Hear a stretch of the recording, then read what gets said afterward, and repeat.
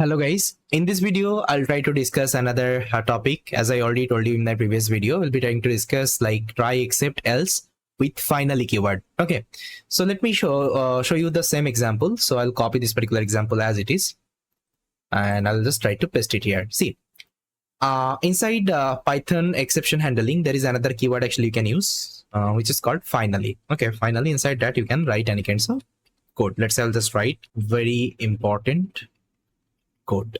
Okay, let's say this is the message I want to show. So what will happen, see, if I execute the program, this will work fine. Okay, this will work fine. You can see this particular file is already present inside my files. Okay, files folder. See, it is printing the content what is available inside sample.txt, and again you can see it is printing very important code. That means it is also executing the final statement. That means what will happen, whatever you are let's say writing, okay, whatever you are writing, let's say try, except, else, whatever condition you are writing, it's completely fine. So finally will be executed. Okay, finally will execute it whenever you will execute your code. It doesn't matter there is any error or not. Okay, there is any error or not, or let's say it is working fine or not. This particular, let's say, statement will work. So this particular statement will run always. Okay, see, if I do the mistake, let's say if I'm trying to open sample 9, it is not available.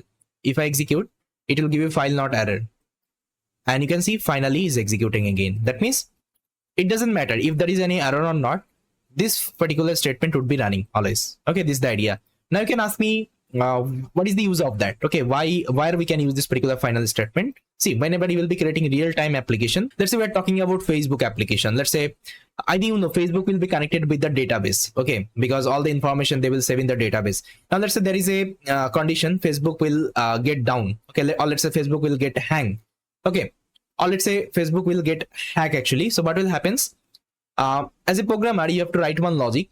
So whenever actually it will get let's say down, or let's say it will get hacked, you have to write one logic. Your database connection would be closed. Okay, as soon as possible your database connection would be closed.